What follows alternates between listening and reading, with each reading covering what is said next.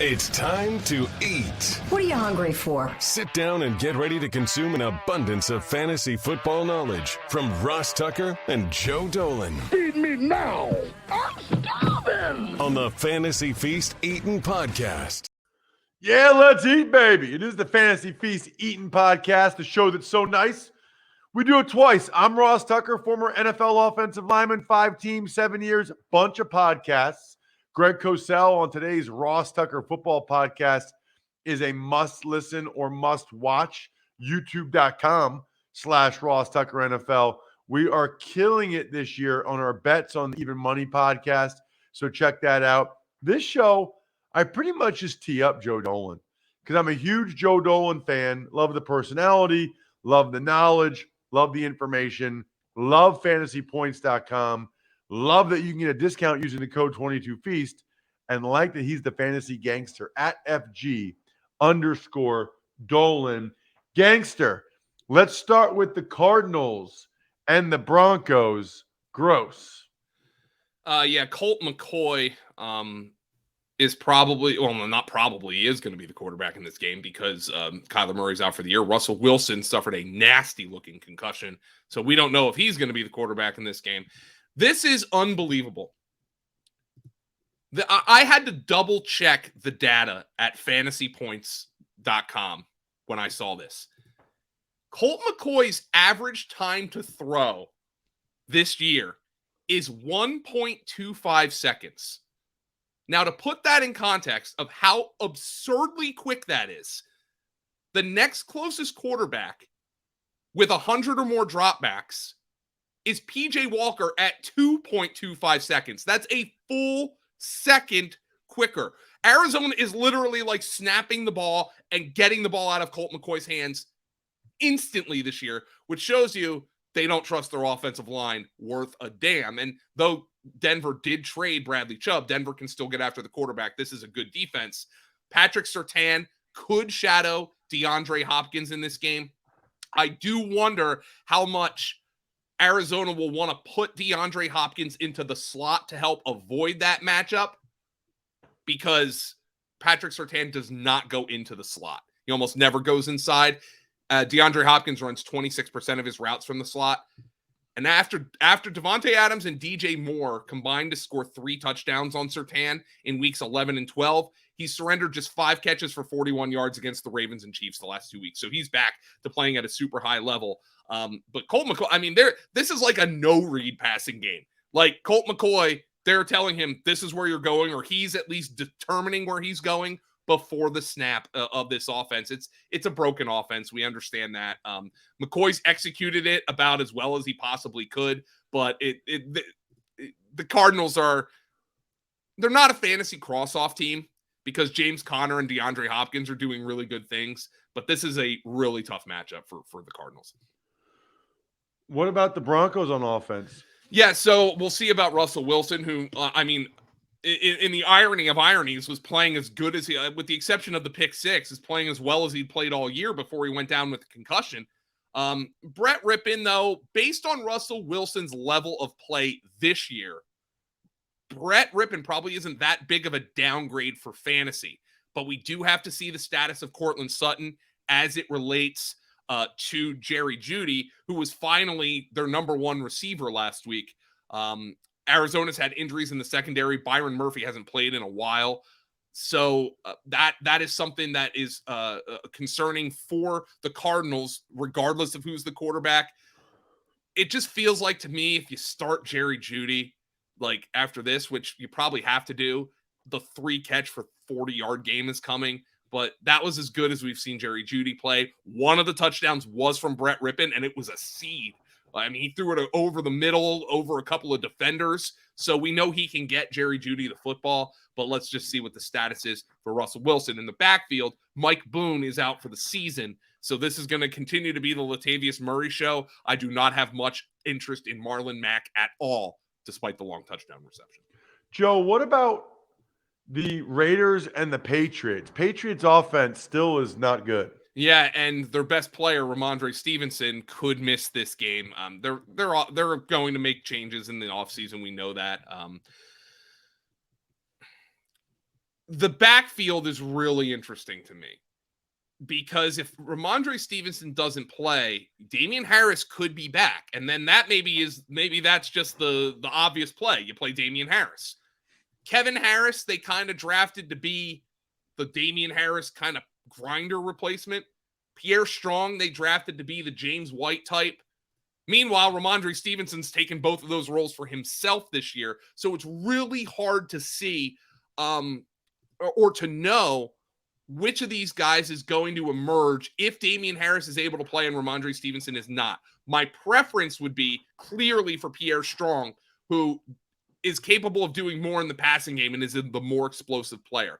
So that backfield situation, that breakdown, difficult for me right now, given all the question marks that we have. But Pierre Strong is my preferred pickup here, unless Damian Harris is out there, in which case it would be Damian Harris. And in the passing game, Jacoby Myers didn't play. If he plays, he's really the only guy I'm interested in. Hunter Henry's been getting more involved, but even that meant just 3 catches for 70 yards last week against the Cardinals. You're right. This Patriot offense, not very good for fantasy in any way, especially if Stevenson's out. What about the Raiders? Well, the Raiders are, let's see what the status is on Darren Waller, because if Darren Waller's back, he's certainly somebody who's going to be in the tight end conversation. Outside of that, 2-man show, Josh Jacobs and Devontae Adams. I don't want to start Derek Carr against this Patriot defense. The Raiders are as simple as it gets for fantasy. The only question mark I have is what happens if Darren Waller's back on the field this week. Titans are in a struggle here, Joe. Now they're 7-6 and they play the Chargers. Interesting game. And this is like, if the Chargers are a different team this year, this feels like the game they've got to win. Because this has all the markings of, the Chargers are going to charger. The Titans are coming off getting destroyed by the Eagles and the Jaguars. Just absolutely blown out. The Chargers just executed a beautiful game plan against Tua Tagovailoa and Miami. Tennessee does not have a functional passing game, with one exception. I talked about him on last week's podcast, and I continue to like him. And if Treylon Burks can come back this week, all of a sudden, the Titans might have 2 players in their passing game who can create explosive plays, that being Burks and Chigakonkwo, the rookie tight end, who was a really good pickup and stream last week against the Jaguars. So that can make Tennessee a little harder to defend, but you know what Tennessee's going to do in this game. The Chargers have been run on all year. They were probably going to get run on by the Dolphins before Jeff Wilson got hurt. He was just starting to get going when he got hurt. They're going to run the ball with Derrick Henry. And if the Chargers can stop Derrick Henry, they're going to win this football game. But they've struggled to stop guys like that all season long. Chargers offensively, Herbert was awesome with Mike Williams back. He was phenomenal. He played just as good a game as you'll see. Like, he has that signature opposite hash to the sideline throw, which, like, I don't even think anybody else attempts. Like, maybe Mahomes and Allen, but like, he does that all the time. And he trusts Mike Williams and Keenan Allen to go get him. This game is playing right into the Chargers' hands. Okay, they don't want to run the ball. They can't run the ball. The Titans can't stop the pass. Austin Eckler might have 8 rush attempts in this game. And, Austin Eckler has been cashing rushing unders all season long. I wonder if the books are finally going to bury him this week. And it doesn't matter for fantasy, by the way, Ross, because he catches a ton of passes every week. So who cares? I'd rather my running back catch passes anyway. I'm not showing any props at DraftKings Sportsbook right now on this game, but I wouldn't be surprised if Austin Eckler's rushing number is under 40 yards in this game. Just because I think Herbert could throw the ball 50 times and Austin Eckler have 8 rush attempts. Tennessee can't stop the pass, and they have an elite run defense. So just drop Herbert back and let your best player cook. Bengals Bucks, Joe? The Bengals, the injury situation is the one that we've got to watch for Cincinnati, because T. Higgins and Tyler Boyd both are injured. We know Hayden Hurst is already injured. This could be like a 17-target game for Jamar Chase. And there is an injury on defense for Tampa Bay, which is concerning for me as well. Jamel Dean has a toe injury, and it looks like he is going to be they called him, I think, week to week. It's not a serious injury, but it's one that could hold him out this week. That would open up plenty of reps for Jamar Chase on Zion McCollum, who's a rookie 5th rounder out of Sam Houston State. He is very talented. And we know what kind of program Ross, you love FCS football. You know, yes, what kind of program Sam Houston State is, but he's still a rookie out of Sam Houston State. Big step up in competition, and going against Jamar Chase. That is a big time step up for Zion McCollum. So if Jamel Dean doesn't play in this game, I expect Jamar Chase to be a very, very popular player on DFS slates. The other thing to point out with Cincinnati, Joe Mixon looked really good, but the snap shares were what I feared. He played 57% of the snaps to 43% for Samaje Perine. That might be closer to an even split than it was earlier this season with Perine's level of play, especially if they need somebody they trust to catch passes with T. Higgins and Tyler Boyd dinged up in this one. So I think Samaje Perine's a viable flex option. Let's talk Bucs offense. I guess we have to. By the way, I mentioned the Colt McCoy get the ball out quick stat. PJ Walker's number 2 in that stat. Tom Brady's number 3. And as we've seen all year, that doesn't mean that that Brady's being decisive. He's just got to get the ball out because the pressure has been getting to him. So there is one thing that could potentially help. Trey Hendrickson is dealing with a wrist injury this week. That would be a huge boost to this offense and the struggling tackle Donovan Smith, who I don't know how many times I've ever seen a guy get called for holding on 2 straight plays. That, Ross, for an offensive lineman, that's got to be as low as it gets. He holds all the time. I hate watching him. Oh, well. I hate his technique. Just comes across as lazy. Well, he might get a break this week if Trey Hendrickson can't play. So that offensive line's been a big problem for Tampa Bay. Cincinnati, not an elite pass rush, certainly wouldn't be would be tough if Trey Hendrickson doesn't play, but with this Buccaneer offense isn't scoring on anybody right now. So it's really a tough team to watch. Mike Evans is having the worst year of his career. Hey, at least Chris Godwin is producing every week. We know that he's Brady's guy at this stage. And Leonard Fournette, by the way, and Rachaad White, these guys are like an even split in the backfield, but they're both catching passes. They're both RB2s to me. Sunday night, I'm not sure how many people would have expected this, Joe. It's a huge game with playoff implications. It's the Commanders hosting the Giants. Good game to open up Labatt Blue Light. There's no better way to watch Sunday Night Football, Giants, Commanders, than with the pristine, Joe used that last episode word, Canadian goodness of a cold Labatt Blue Light in your hand. Stock up and be the MVP of your tailgate. Share a Labatt on game day with your crew. Always enjoy responsibly. Beer. Labatt USA, Buffalo, New York. Commanders, Giants. Go, Joe. The Giants, I think we've established that they're a well-coached team. But through poor roster construction under Dave Gettleman and just awful luck with injuries this year for the Giants, it kind of feels like Brian Daboll has kind of wrung every drop of dirty water he possibly could out of this rag. And they are really hitting a rough patch. Meanwhile, the Commanders' defense has been great. They're going to get Chase Young back, if not this week, soon. They're coming off a bye. They're rested up. This does not project well for the Giants with Saquon Barkley dealing with the neck injury. He played a season-low 31% of the snaps against Philadelphia. They got the garbage time touchdown for Richie James. I don't know what that does for you. Darius Slayton, I think, predictably did nothing against those outside corners for Philly. it's just the Giants are a tough watch right now, and I don't think it's through the fault of Daniel Jones or Saquon Barkley or Brian Dable. I just think this team has kind of accomplished all it could in its current construction. Daniel Bellinger's dealing with a rib injury. And he was a guy who I was anticipating to catch like 5 or 6 passes against Philadelphia. He caught 3 for 19 yards. This does not strike me as the kind of spot where I'm excited to play my Giants. What about your Commanders?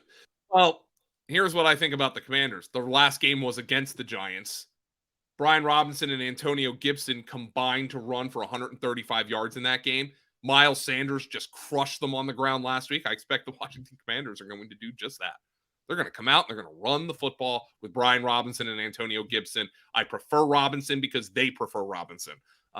Gibson needs to do more in the passing game, and actually Robinson's been eating into some of his work there, but I do like both backs as viable starts this week. Terry McLaurin was great against the Giants for going for 105 yards and a touchdown. Jahan Dotson scored. We know both. So that's now 2 straight games, by the way, where the Giants defense has surrendered a touchdown pass to each of their opponent's top 2 perimeter wide receivers.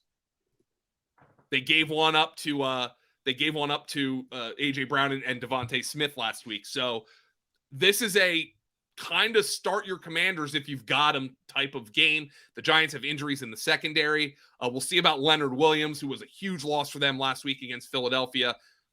I'm pretty confident. I mean, far be it from me to say Taylor Heineke, he's in a great spot, but I'm pretty confident in the Commanders in this game. And personally, I don't often give betting advice on this show. I do think -4.5 is a little short in this one.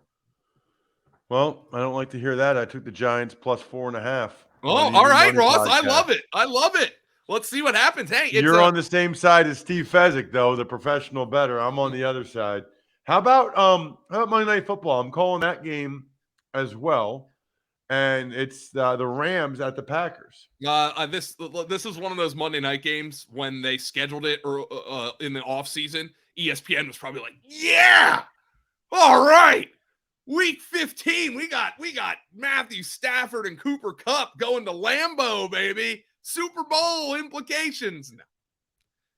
But they do have the Baker Mayfield storyline. Ross, he threw some dots on that final drive against the Raiders.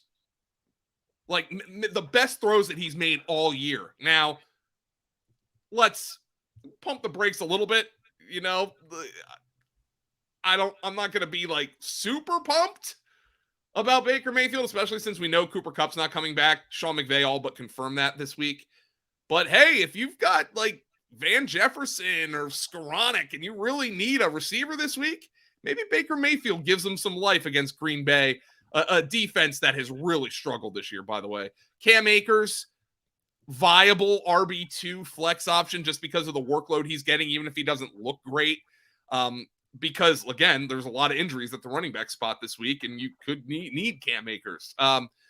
Baker Mayfield gives them a little bit of life. I am not going to declare him back after one game, though. What about the Pack? Romeo Doubs, I believe, says he's going to play in this game, and I'm excited to see that because they finally they really started to trust him before he went down with the high ankle sprain. You remember he caught that touchdown pass. It was in prime time. I think it was against the Bills. I thought he caught a touchdown pass that looked from Aaron Rodgers, and he had 4 catches for 62 yards in that game. And then the next week they come out.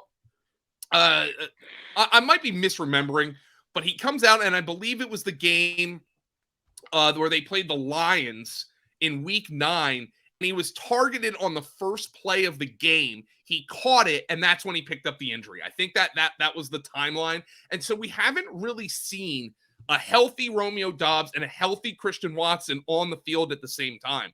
Now, if you have Christian Watson, look,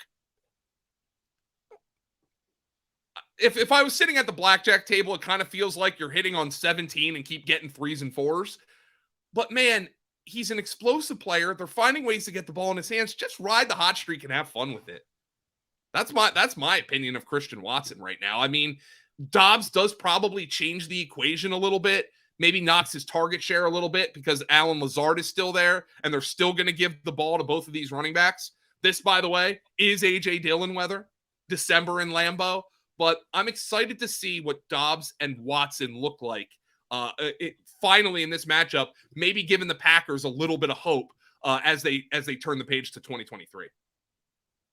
He is Joe Dolan at FG_Dolan. I'm at Ross Tucker NFL on Twitter. We are at Ross Tucker Pod. Love those of you who check us out on YouTube. Love those of you that get the greatest holiday gift ever for a loved one at myfrontpagestory.com. Hope this week goes well for you guys from a fantasy perspective. I'm stuffed. We're done. Thanks for listening to the Fantasy Feast podcast. Make sure to also subscribe to the Ross Tucker Football Podcast, Even Money, Business of Sports, and the College Draft. All available at Apple Podcasts, rosstucker.com, or wherever podcasts can be